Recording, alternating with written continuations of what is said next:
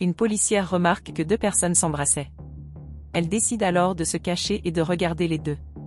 À ce moment, la femme pousse l'homme et il demande ce qui s'est passé.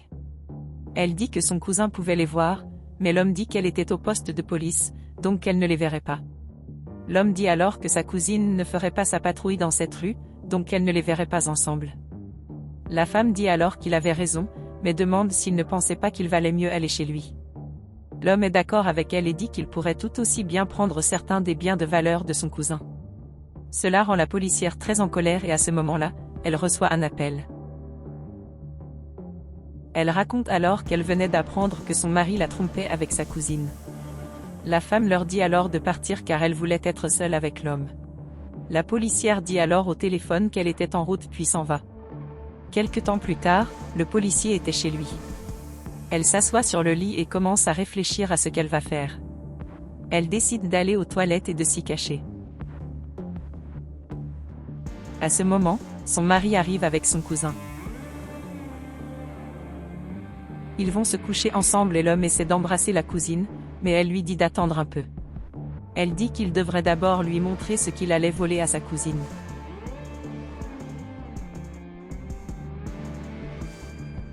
Ils vont ensuite dans la garde-robe de la femme de l'homme et commencent à fouiller dans leurs affaires.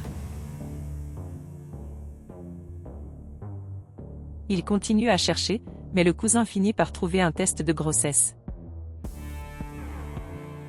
Elle en est alors surprise et demande si l'homme savait que sa femme était enceinte. Elle se fâche contre lui et lui demande pourquoi il ne lui a rien dit. Elle demande alors quelle était son excuse pour cela. L'homme ne sait pas quoi dire, mais il dit que ce fils ne changerait rien entre eux.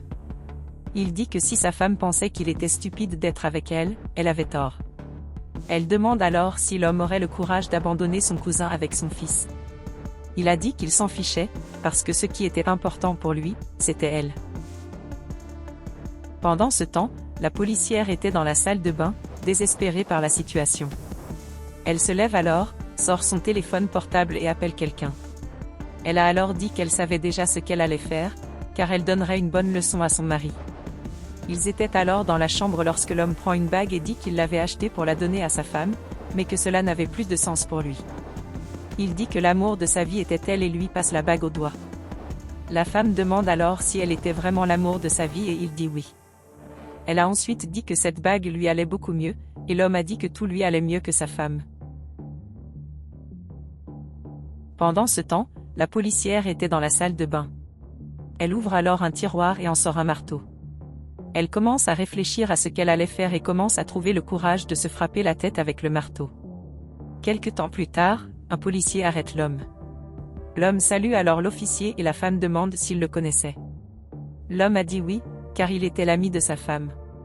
L'officier demande alors qui était cette femme avec l'homme et elle dit qu'elle était la cousine de sa femme. L'homme dit alors qu'il était pressé et qu'il devait partir, mais l'officier demande s'il ne savait pas que sa femme avait disparu. Il demande alors si l'homme ne va rien faire, mais l'homme dit que sa femme va bientôt rentrer à la maison. À ce moment, le policier entend un bruit puis il demande ce qui se passe. Le policier dit alors que le bruit était très suspect et demande à l'homme d'ouvrir le coffre. L'homme a dit qu'il n'en avait pas besoin, car il se connaissait bien, mais le policier lui a dit d'ouvrir le coffre tout de suite. Il ne sait pas quoi dire au policier, alors il accepte d'ouvrir le coffre. Il se dirige alors vers le coffre en disant que c'était absurde. Ils ouvrent le coffre et à ce moment, l'officier remarque que la femme de l'homme était ligotée à l'intérieur. Le policier aide alors la femme de l'homme à sortir de là. L'homme demande alors ce qui se passait là-bas et pourquoi sa femme était à l'intérieur du coffre.